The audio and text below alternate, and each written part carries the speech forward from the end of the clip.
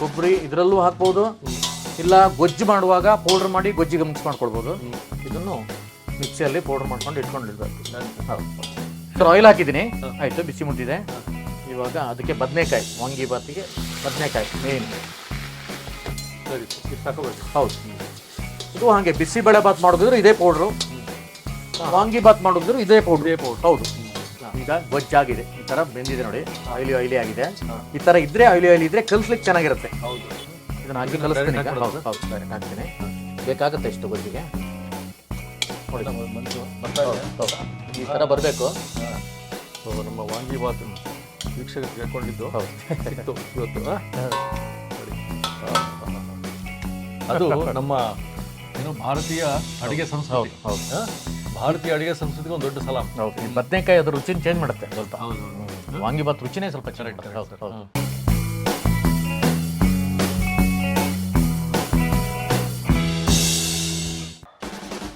ನಮಸ್ಕಾರ ವೀಕ್ಷಕ ಬಂಧುಗಳೇ.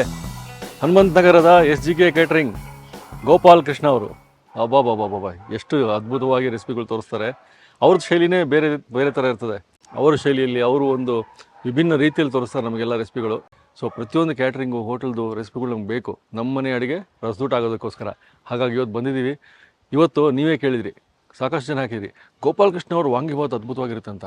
ಬನ್ನಿ ಇವತ್ತು ವಾಂಗಿಬಾತ್ ತೋರಿಸಿ ಅಂತ ಹೇಳಿದ್ದಾರೆ ಅವರ ಶೈಲಿಯಲ್ಲಿ. ಯಾರು? ಗೋಪಾಲ್ ಕೃಷ್ಣ ಅವರು. ಬನ್ನಿ ನೋಡೋಣ. ನಮಸ್ಕಾರ. ನಮಸ್ಕಾರ. ನಮಸ್ಕಾರ.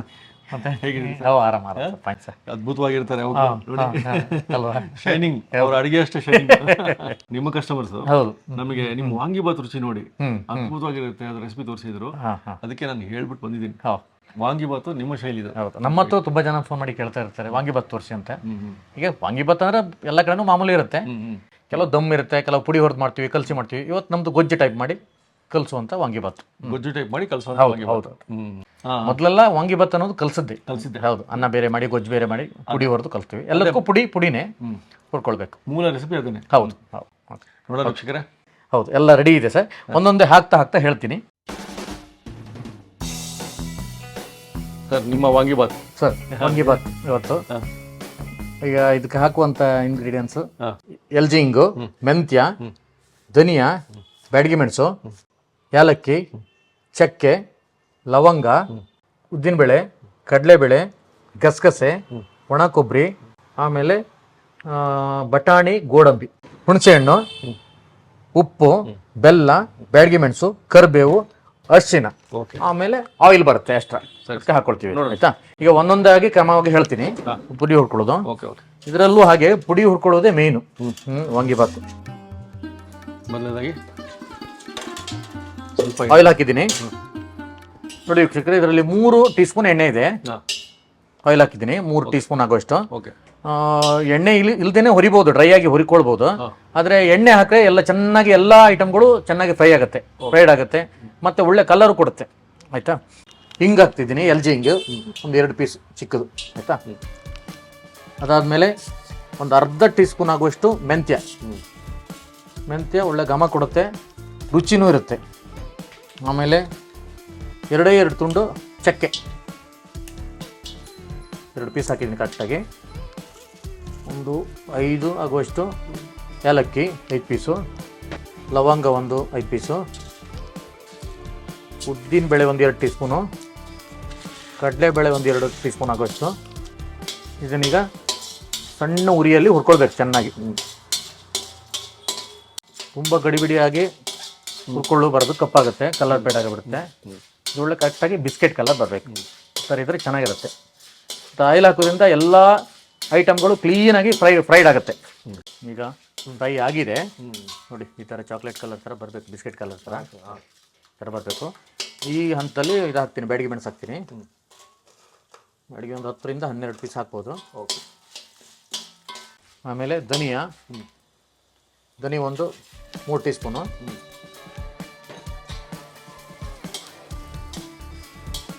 ಆಮೇಲೆ ಕರಿಬೇವು,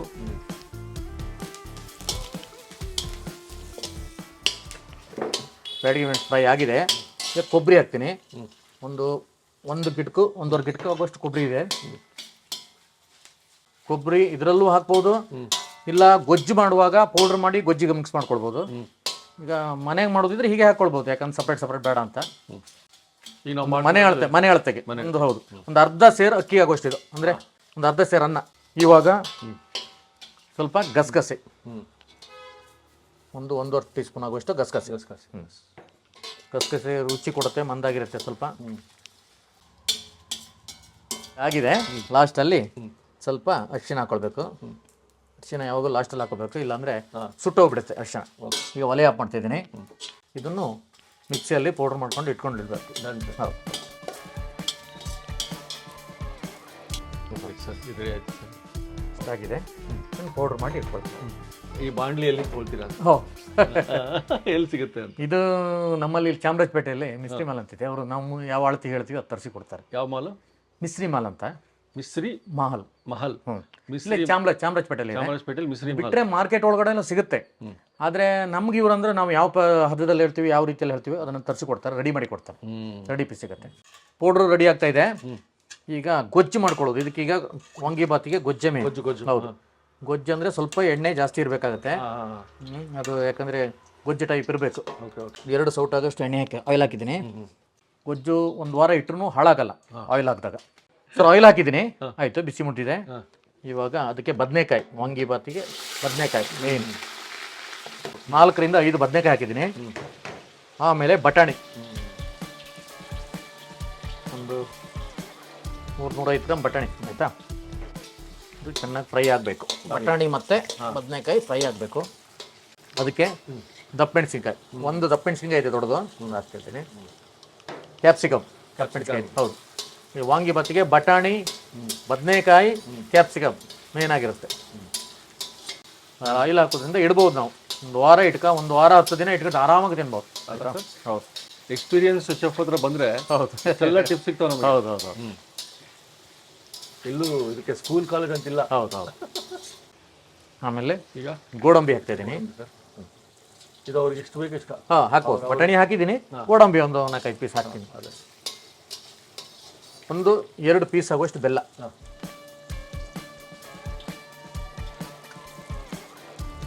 ಹೌದು, ಬೆಲ್ಲ, ಹುಳಿ, ಉಪ್ಪು ಮೇನ್ ಇದಕ್ಕೆ. ಬೆಲ್ಲ ಹಾಕಿದ್ನಲ್ಲ ಅದ್ರ 2ರಷ್ಟು ಹುಳಿ, ಹುಣಸೆ ಹುಳಿ ಒಂದು ಬೌಲ್ ಹಾಕಿದ್ದೀನಿ. ಹುಣಸೆ ರಸ,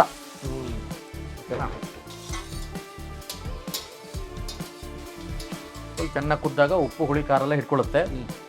ಅದಕ್ಕೆ ಸ್ವಲ್ಪ ಟೊಮೆಟೊ ಹಾಕ್ತೀನಿ. ಹೌದು, ಒಂದು 2 ಪೀಸ್ ಆಗೋಷ್ಟು ಟೊಮೆಟೊ.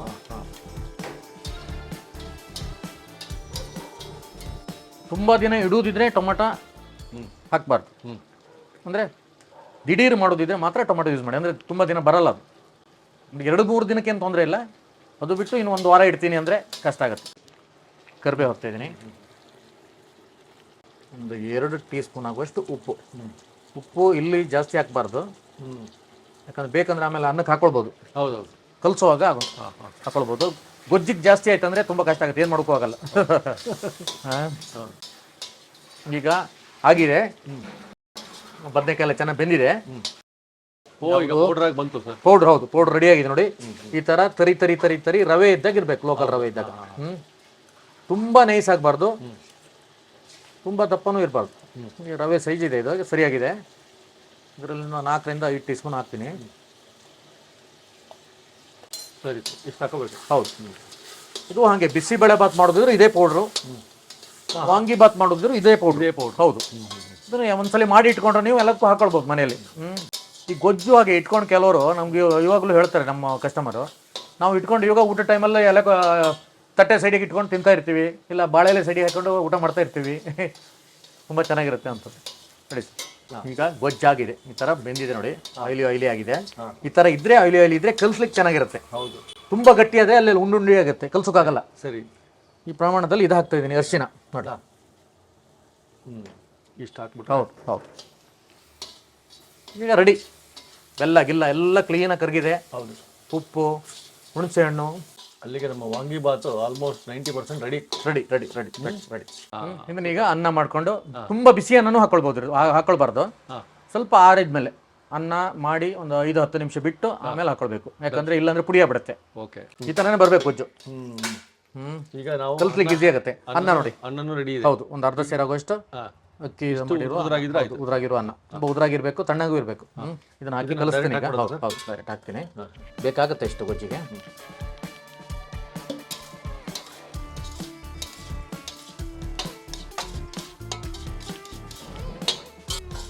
ಸ್ವಲ್ಪ ತುಪ್ಪ ಹಾಕ್ತೀನಿ. ಓಕೆ, ಸ್ವಲ್ಪ ತುಪ್ಪ ಬೀಳ್ಬೇಕು. ಹೌದು,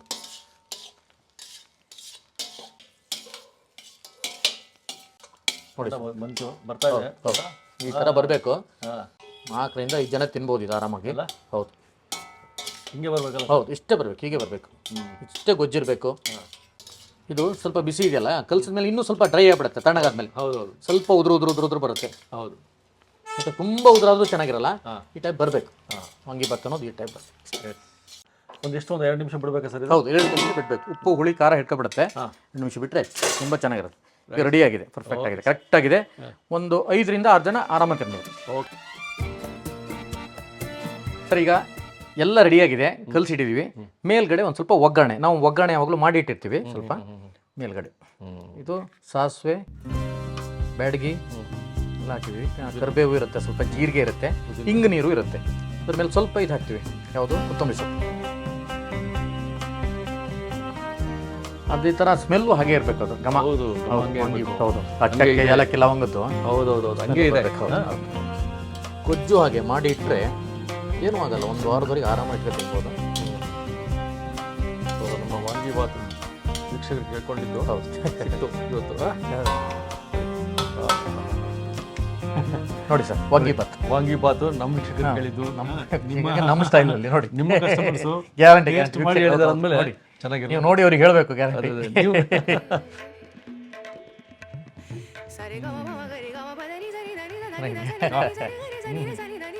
ಹ್ಯಾಟ್ಸ್ ಆಫ್. ಯಾರು ರೆಕಮೆಂಡ್ ಮಾಡಿದ್ರಲ್ಲ ನೀವು, ನಿಮಗೆ ಹ್ಯಾಟ್ಸ್ ಆಫ್. ಇದು ಗ್ಯಾರಂಟಿ ಇಂಥ ರುಚಿ ಹೇಳ್ತಾನೆ ಇರ್ತಾರೆ. ಹೌದು ಹೌದು. ಒಂದು ಮಜಾ ಏನಂದ್ರೆ ನಿಮ್ಮ ಒಂದು ರೆಸಿಪಿಗಳಲ್ಲಿ ಪ್ರತಿಯೊಂದು ಏನು ಹಾಕಿರ್ತೀರೋ ತೂಕ ಮಾಡಿ ಹಾಕ್ದಂಗೆ ಇರ್ತದೆ. ತೂಕ ಮಾಡಿ. ಹೌದು ಹೌದು ಹೌದು ಹೌದು. ಯಾಕಂದ್ರೆ ಎಲ್ಲವೂ ಅಷ್ಟು ಚೆನ್ನಾಗಿ ಅದರಲ್ಲಿ ಅಳತೆ ಪ್ರಮಾಣನೂ ಮೇನ್ ಆಗಿರುತ್ತೆ. ಹೌದು ಹೌದು. ನಾವೀಗ ಎಲ್ಲ ಹೋದಾಗ ಬೇಕಾಬಿಟ್ಟಿ ಮಾಡಿ ಇಟ್ಟು ಬರೋಂಗೂ ಇಲ್ಲ. ಇಲ್ಲ ಇಲ್ಲ. ಹೌದು ಹೌದು. ಈಗ ನಮಗೂ ಲಾಸು, ಅವರಿಗೂ ನಷ್ಟ ಎಲ್ಲ ಆಗುತ್ತೆ. ಹೌದು ಹೌದು. ಆಮೇಲೆ ಕ್ಯಾಪ್ಸಿಕಮ್, ಹೌದು, ಬದನೆಕಾಯಿ ಅಂತೂ ಬಿಡಿ. ವಾಂಗಿಭಾತ್ ಅಂದ್ರೆ ಬದನೆಕಾಯಿ ಇರಲೇಬೇಕು. ಹೌದು. ಅದ್ರ ಬಗ್ಗೆ ಹೇಳೋದೇ ಬೇಡ. ಹುಳಿಸಿ ಕಟ್ಟಾಗಿರುತ್ತೆ. ಸ್ವಲ್ಪ ಸಿಹಿ ಮುಂದೆ ಇದ್ರೂ ಚೆನ್ನಾಗಿರಲ್ಲ. ಎಷ್ಟೇ ಹದ ಇರಬೇಕು. ಅಲ್ಲಿ ಹುಳಿ ಅಂಶ ಕಾಣ್ತಾ ಇದೆ. ಹೌದು ಹೌದು ಹೌದು. ಹುಳಿ ಸಿಹಿ ಖಾರ. ಈ ಬ್ಯಾಡಗಿ ನೋಡಿ ಎಂತ ಕಲರ್ ಕೊಡುತ್ತೆ ನೋಡಿ. ಹೌದು ಹೌದು. ಈಗ ಗುಂಟೂರು ಹಾಕ್ಬೋದು. ಗುಂಟೂರು ಕಲರ್ ಕಡಿಮೆ, ಖಾರ ಜಾಸ್ತಿ. ಹೌದು. ಬ್ಯಾಡಗಿ ಕಲರ್ ಜಾಸ್ತಿ, ಖಾರ ಕಡಿಮೆ. ಖಾರ ಹದವಾಗಿರುತ್ತೆ. ಹೌದು ಹೌದು. ಇದು ಮಾತ್ರ ಅಪ್ಪಟವಾದ ವಾಂಗಿಭಾತು. ಅದು SGK ಕ್ಯಾಟರಿಂಗ್ ಸ್ಟೈಲಿ. ನಮ್ಮ ವೀಕ್ಷಕರು ಹೇಳಿದ್ದಂತ ಹೇಳಿದ ನಿಮ್ಗೆ ಆಗಲೇ. ಬಿಸಿಬೇಳೆ ಬಾತಿಗೂ ಮತ್ತು ವಾಂಗಿಭಾತಿಗೂ ಒಂದೇ ಥರದ ಪುಡಿ ಅಂತ ಹೇಳಿದ್ರು. ಪುಡಿ, ಹೌದು, ಪುಡಿ ಒಂದೇ, ಸೇಮ್ ಪುಡಿ. ಬಟ್ ಟೇಸ್ಟ್ ಅಲ್ಲಿ ಆಗಲೇ ವಾಂಗಿಭಾತ್ ಟೇಸ್ಟ್ ಬರುತ್ತೆ, ಅಲ್ಲಿ ಬಿಸಿಬೇಳೆ ವಾಂಗಿಭಾತ್ ರುಚಿ ಬೇರೆ, ಬಿಸಿಬೇಳೆ ರುಚಿನೇ ಬೇರೆ ನೋಡಿ. ಅದು ನಮ್ಮ ಏನು ಭಾರತೀಯ ಅಡಿಗೆ ಸಂಸ್ಕೃತಿ. ಹೌದು. ಭಾರತೀಯ ಅಡಿಗೆ ಸಂಸ್ಕೃತಿಗೆ ಒಂದು ದೊಡ್ಡ ಸಲಾಮ್. ಹೌದು. ಈ ಬದನೆಕಾಯಿ ಅದ್ರ ರುಚಿನ ಚೇಂಜ್ ಮಾಡುತ್ತೆ ಸ್ವಲ್ಪ.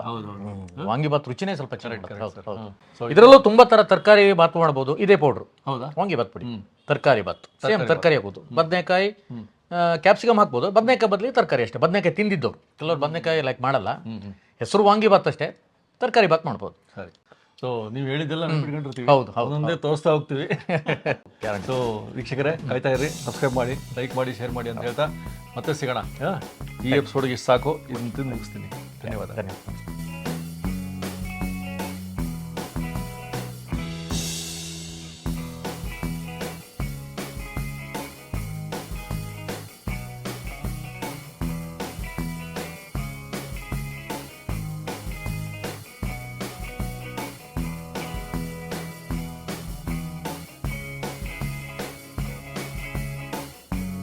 ಇನ್ನೂ ಅನೇಕ ಸ್ವಾದಿಷ್ಟ ರೆಸಿಪಿಗಳಿಗಾಗಿ ಸಬ್ಸ್ಕ್ರೈಬ್ ಮಾಡುವುದನ್ನು ಮರೆಯಬೇಡಿ.